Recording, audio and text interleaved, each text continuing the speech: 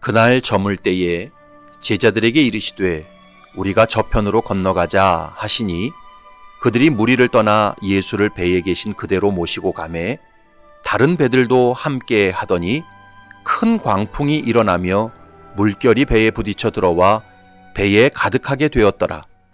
예수께서는 고물에서 베개를 베고 주무시더니 제자들이 깨우며 이르되 선생님이여 우리가 죽게 된 것을 돌보지 아니하시나이까 하니 예수께서 깨어 바람을 꾸짖으시며 바다더러 이르시되 잠잠하라 고요하라 하시니 바람이 그치고 아주 잔잔하여지더라. 이에 제자들에게 이르시되 어찌하여 이렇게 무서워하느냐 너희가 어찌 믿음이 없느냐 하시니 그들이 심히 두려워하여 서로 말하되 그가 누구이기에 바람과 바다도 순종하는가 하였더라. 아멘.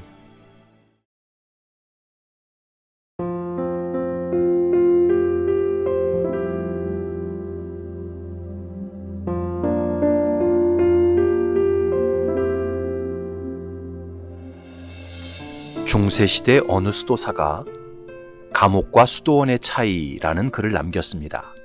한번 들어보십시오. 감옥과 수도원은 환경적으로는 매우 비슷하다. 그러나 감옥은 지옥과 같고 수도원은 천국과 같다. 그렇다면 무엇이 감옥을 지옥으로 만들고 수도원을 천국으로 만드는가?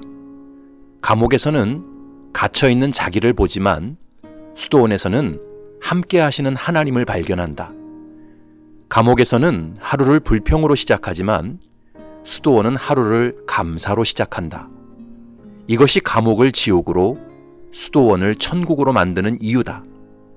만약 수도원에 사는 우리가 하나님과 감사를 잃어버리고 불평을 쏟아내기 시작한다면 이 수도원은 곧 지옥이 될 것이다.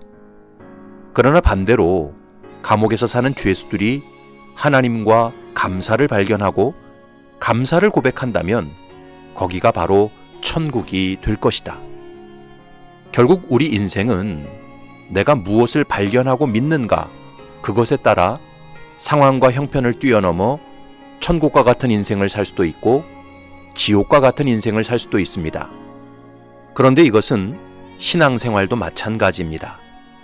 내가 믿는 예수님께서 하나님의 아들이시고 전지전능하신 분이라는 사실을 매 순간 발견하고 신뢰하면 아무리 인생에 큰 광풍이 몰아쳐도 넉넉히 이길 수 있고 승리할 수 있습니다.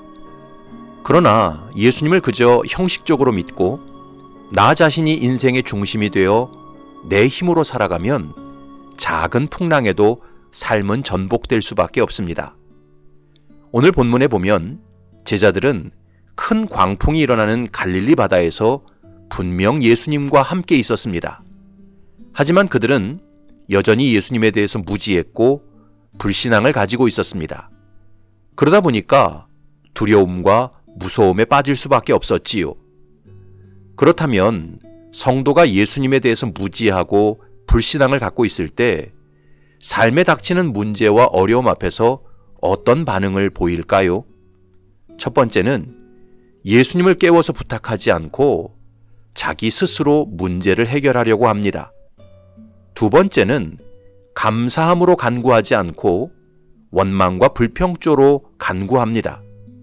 세 번째는 수많은 은혜와 기적을 경험했어도 믿음이 자라지 않습니다. 제자들이 큰 광풍 앞에서 무서워하고 두려워했던 근본적인 원인이 무엇입니까? 그것을 예수님께서 40절에서 지적하셨습니다. 이에 제자들에게 이르시되 어찌하여 이렇게 무서워하느냐 너희가 어찌 믿음이 없느냐 하시니 여기서 너희가 어찌 믿음이 없느냐 이 말씀을 원문대로 직역하면 너희가 아직도 믿음이 없느냐라는 말씀입니다. 이게 무슨 뜻입니까? 예수님께서 그동안 수많은 병자를 고치시고 귀신을 내쫓으시고 보통 사람이 절대 할 수 없는 놀라운 역사를 베푸셨는데 그걸 다 보고 경험했으면 이제는 예수님에 대해 믿음이 좀 생겨야 하지 않느냐? 아직도 그렇게 믿음이 없느냐? 이런 뜻입니다. 여러분 정말 그렇습니다. 그 속에 무지와 불신앙이 가득하면 아무리 보여줘도 깨닫지 못하고 아무리 들려줘도 믿지 못합니다. 이스라엘 백성들을 생각해 보십시오. 그들은 하나님께서 모세를 통해 애굽의 10가지 재앙을 혹독하게 퍼붓는 것을 직접 목격했습니다. 또 홍해 바다가 갈라지고 그 바닷길로 자기들은 마른 땅 밟듯 건너고 애굽 군대는 완전히 수장되는 장면을 전율하면서 목격했습니다. 또 낮에는 구름 기둥으로 밤에는 불 기둥으로 지키시는 은혜를 체험했습니다.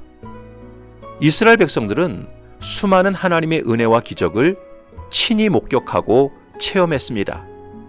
그러면 이제 하나님이 어떤 분이신지 깨달아야 하지 않겠습니까?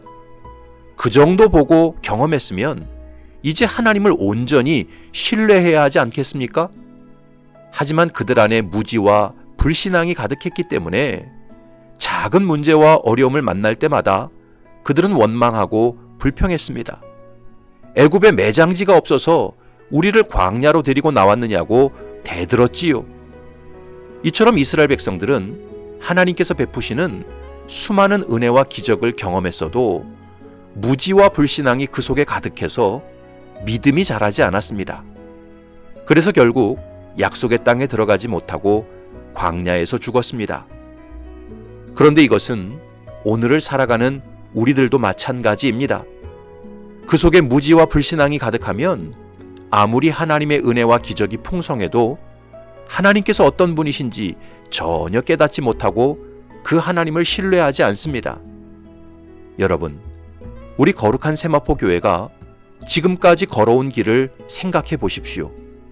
매 순간 하나님의 은혜가 함께하지 않았던 때가 없었습니다.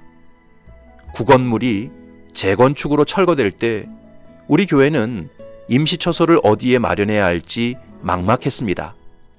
당시 마포 신촌 지역에서는 40평짜리 2층 상가도 월세가 350만 원이었고 무리새는 지하 100평짜리 상가도 월세가 500만 원이었습니다. 그런데 하나님께서 150평짜리 쾌적한 지하 공간을 월세 180만 원에 들어가게 해주셨습니다. 당시 신촌 지역에서 절대로 구할 수 없는 장소로 이끌어 주셨습니다. 그리고 그 임시처소에서 3년을 보내고 신축 예배당으로 나올 때 개척교회와 잘 연결이 되어서 인테리어와 집기비로 4,500만 원을 회수할 수 있었습니다. 만약 그 교회와 연결되지 않았다면 우리 교회가 임시처소 공간을 원상복구했어야 했습니다. 그 비용만 1,500만 원 이상 들어가는 작업이었습니다. 그리고 새롭게 교회를 건축하고 들어오면서 우리 교회는 강서신협으로부터 6억 원을 대출받았습니다. 그런데 지난 3년의 기간이 우리나라 역사상 최저금리 기간이었습니다. 그래서 큰 부담 없이 이자를 내고 건축 헌금을 모을 수 있었습니다. 그리고 지난주 우리 교회는 성도들의 대여금으로 강서신협의 대출금 6억을 다 갚았습니다. 현재 상황은 금리 기조가 IMF 이후 가장 가파르게 상승하는 시기입니다. 그런데 성도들의 헌신으로 고금리의 은행권 대출금을 다 갚을 수 있게 된 것입니다. 이로 인해서 교회는 또다시 안정적으로 재정을 운영할 수 있게 되었습니다. 뒤돌아보면 시기마다 하나님께서는 우리 거룩한 세마포 교회와 함께 하셨고 구름기둥과 불기둥으로 인도해 주셨습니다. 말로 다 할 수 없는 은혜와 기적을 베풀어 주셨습니다.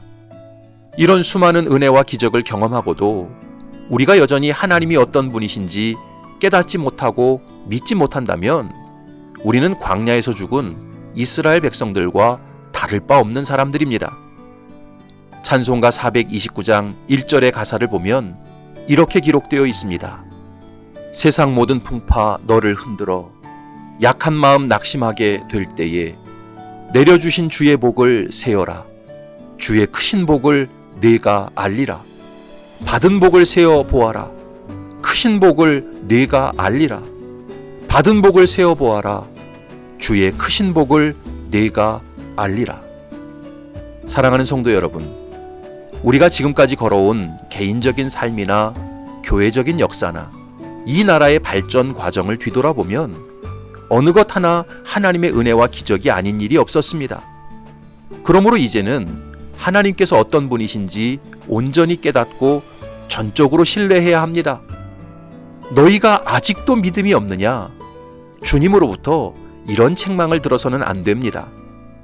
바라기는 저와 여러분들이 지금 여기까지 에베네셀로 도우신 하나님의 은혜와 기적을 생각하고 하나님을 향한 온전한 지식과 믿음을 가지시기 바랍니다.